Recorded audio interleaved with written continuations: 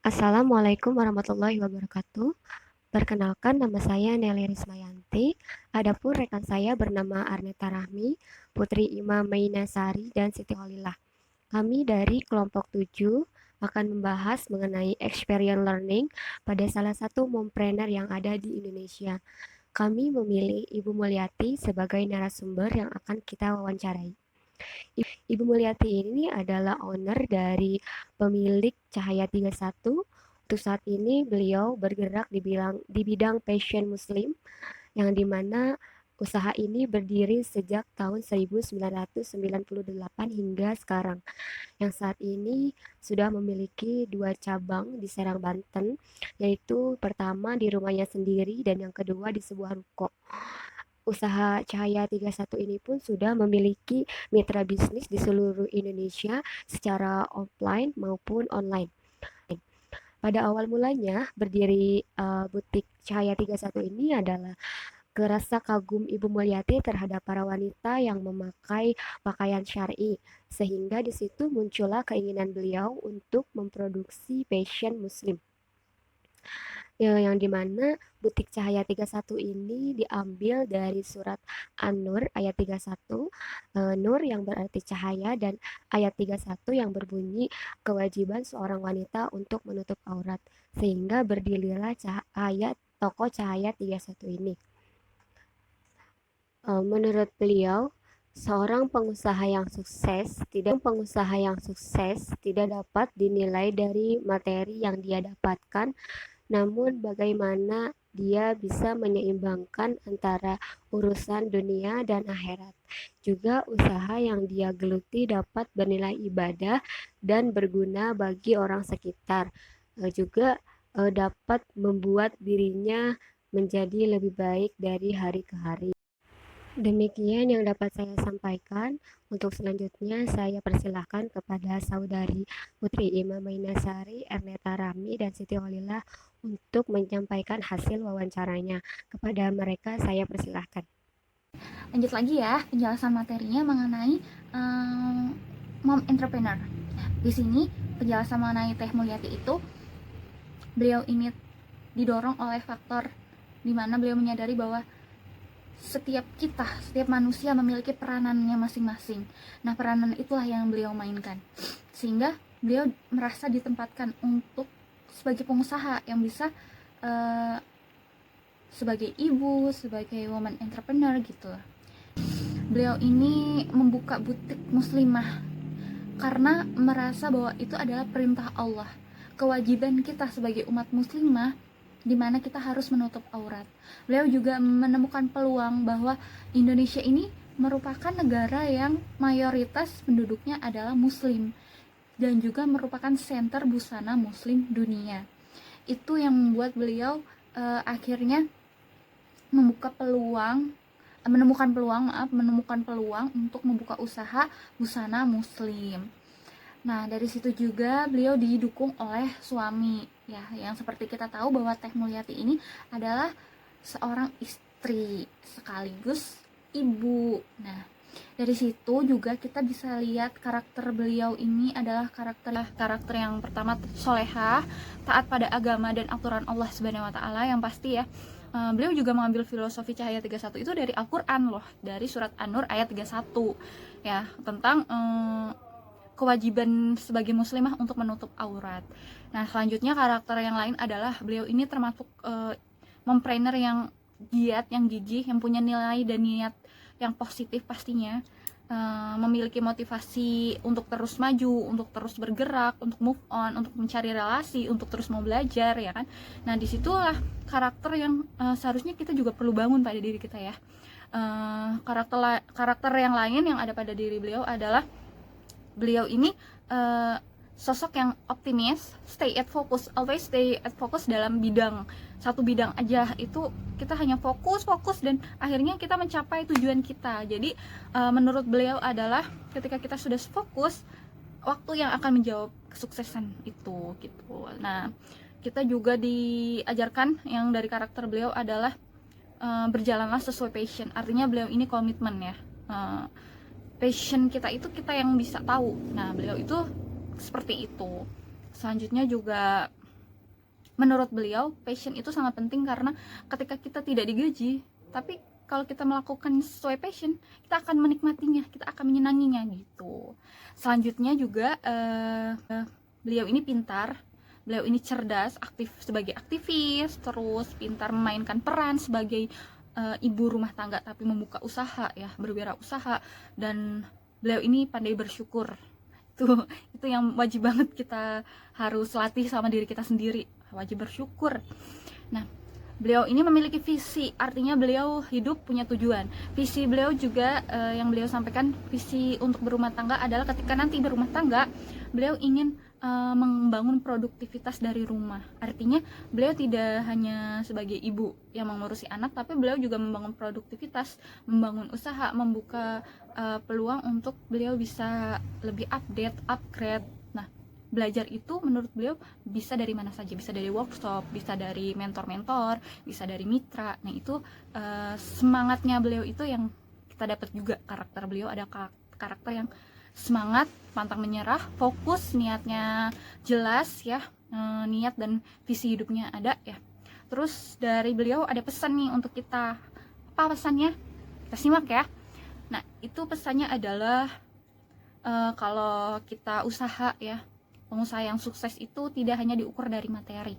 Artinya menyeimbangkan antara dunia dan akhirat, seimbang antara kebutuhan duniawi dan untuk akhirat. Kita harus taat sama agama kita. Yang pertama menurut beliau adalah niatkan untuk ibadah. Membuka usaha itu adalah ibadah. Kebermanfaatan kita sebagai manusia kepada manusia yang lain, kepada orang-orang di sekeliling kita. Nah, itu. Yang kedua, fokus pada bidang yang digeluti dan tidak melanggar syariat. Menurut beliau itu kuncinya juga. Nah, yang ketiga adalah terus memotivasi diri sendiri dan akhirnya bisa mengembangkan diri, itu bisa memberikan kebermanfaatan itu tadi ke orang lain dari motivasi diri kita sendiri dari dalam. Nah, selanjutnya ridho ini kita peroleh dari ridho Allah Subhanahu wa taala. Dari apabila sudah menikah ya, kayak Teh Mulyati kan sudah menikah, beliau dapatkan ridhonya dari suami, restunya suami. Apabila ya pastinya kita punya orang tua, nah itu ridho orang tua juga sama restunya orang tua kalau kita mau buka usaha ya. Terus selanjutnya yang terakhir nih menurut beliau adalah ketika kita membuat usaha, usahakan jangan untuk diri kita sendiri, tapi memberikan manfaat, memberikan bantuan, maksudnya kita bisa menolong orang lain gitu melalui usaha kita itu. Misalnya membuka lapangan pekerjaan, bisa men-sharing apa yang sudah kita dapat ilmunya, kita bisa sharing ke banyak orang, terutama orang-orang di sekeliling. Hai, selanjutnya saya akan menjelaskan mengenai hambatan yang dihadapi oleh Teh Mulyani sebagai mompreneur butik Cahaya 31. Nah, mengenai hambatan, bukan hanya mompreneur saja yang memiliki hambatan, tapi bahkan seluruh wirausaha pasti mengalami suatu hambatan. Suatu usaha tidak akan pernah berjalan semulus yang kita harapkan, pasti selalu ada tantangan. Nah, untuk bisnis yang dihadapi oleh Teh Mulyani ini ada 2 kriteria yang dihadapi atau hambatan yang harus dihadapi. Yang pertama yaitu hambatan secara teknis mulai dari pekerjaannya. Nah, kemudian yang kedua ada hambatan sebagai ibu rumah tangga. Nah, menjadi mompreneur bukan menjadi hal yang mudah karena memiliki peran ganda. Kita lanjut. Yang pertama ini saya akan menjelaskan hambatan sebagai pengusaha butik. Nah, pertama ada bahan dasar, jenis kain, warna, dan ketebalan menjadi masalah menghadapi konsumen. Hal ini tidak mudah meyakinkan hanya ke pembeli, terutama bagi mereka yang berjualan online. Bagaimana cara meyakinkan suatu konsumen untuk dapat membeli suatu produk dengan hanya melihat dari gambar. Nah, terus yang kedua terkait ukuran. Banyak sekali ketakutan para pelanggan membeli baju di internet biasanya terkait ukuran yang tidak cocok. Nah, untuk butik 31 Cahaya 31 ini memiliki butik online di berbagai macam e-commerce. Jadi hambatan yang dihadapi yaitu bagaimana caranya meyakinkan bahwa ukuran yang diinginkan konsumen sesuai dengan yang tersedia. Terus yang ketiga, retur barang. Banyak pelanggan merasa khawatir ketika barang yang diterima cacat atau tidak cocok. Nah, masalah ini harus segera dipikirkan karena pasti suatu usaha tidak akan berjalan dengan sempurna. Mungkin ada ya yang sempurna, tapi pasti seenggaknya 1% itu ada kemungkinan cacat baik itu dari produksi bahannya atau jahitannya. Nah, sebagai seorang pengusaha butik, Teh Mulyani harus menghadapi komplain konsumen. Yang ketiga, pemesanan di luar jam kerja. Banyak sekali konsumen yang beraktivitas di jam kerja. Nah, untuk membeli atau memilih produk, kebanyakan orang yang bekerja melakukannya di malam hari.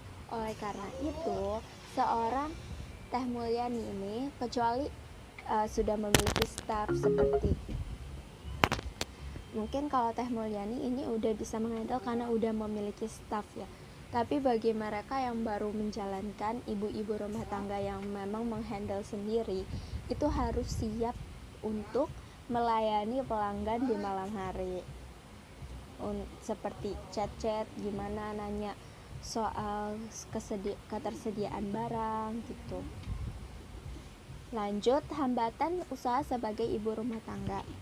Seperti yang dijelaskan bahwa pada video itu Teh Mulyani untungnya didukung oleh suaminya. Jadi dukungan itu sangat berpengaruh terhadap pencapaian saat ini.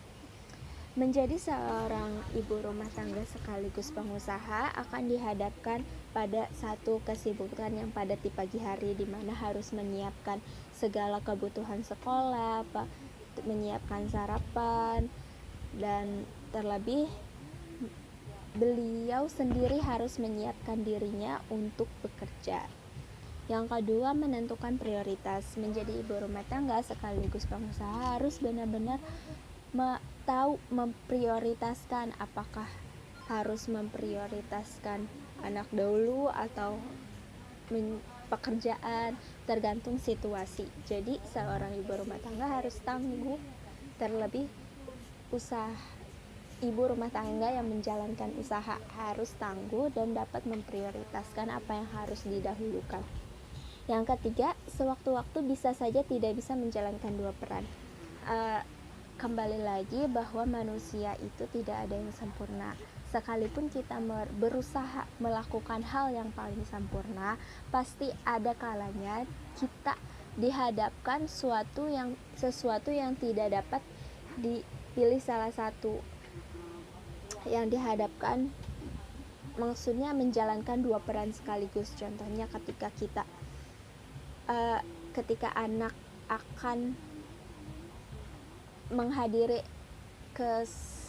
contohnya ketika akan menghadiri rapat di sekolah atau menghadiri rapat pekerjaan. Nah, ini tidak bisa dilakukan sekaligus di waktu bersamaan. Jadi, peran bersama suami ini akan membantu untuk untuk melaksanakan porsinya masing-masing gitu. Terus yang keempat, kadang sulit membuat keputusan. Nah, balik lagi seperti yang tadi, menentukan prioritas. Menjadi seorang mompreneur kadang sulit membuat keputusan. Namun jika dilihat dari video Teh Mulyani ini, sangat berpegang teguh kepada ajaran agama Islam, dimana bahwa namanya pun, nama butiknya itu diambil dari Al-Quran. Jadi untuk mengambil keputusan, pas Teh Mulyani ini selalu menyerahkan semua kepada Allah Subhanahu wa Ta'ala.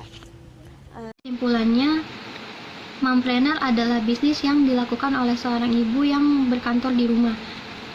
Mereka melakukan aktivitas mereka di sela kesibukan mereka yang mengasuh anak, mengurus rumah, mengerjakan tugas rumah tangga, dan mengurus suami. Mereka tetap bisa melakukan tugas mereka usaha mereka dengan tidak melupakan statusnya sebagai seorang ibu rumah tangga. Pasalnya, ada berbagai latar belakang yang membuat seorang ibu akhirnya terlibat untuk menjadi seorang pengusaha. Yang pertama, adanya yang memotivasinya untuk menambah uang belanja atau untuk membantu kebutuhan rumah tangganya, ekonomi rumah tangganya. Dan ada juga untuk mengisi waktu luang, menyalurkan waktu, dan bahkan lebih dari itu. Intinya, tak lepas dari motivasi kewirausahaan. Motivasi adalah faktor yang mendorong seseorang untuk melakukan kegiatan atau perbuatan tersebut. Sehingga motivasi dapat diartikan sebagai pendorong perilaku seseorang, khususnya wanita-wanita hebat di balik ibu rumah tangga. Sekian penjelasan dari kami. Wassalamualaikum warahmatullahi wabarakatuh.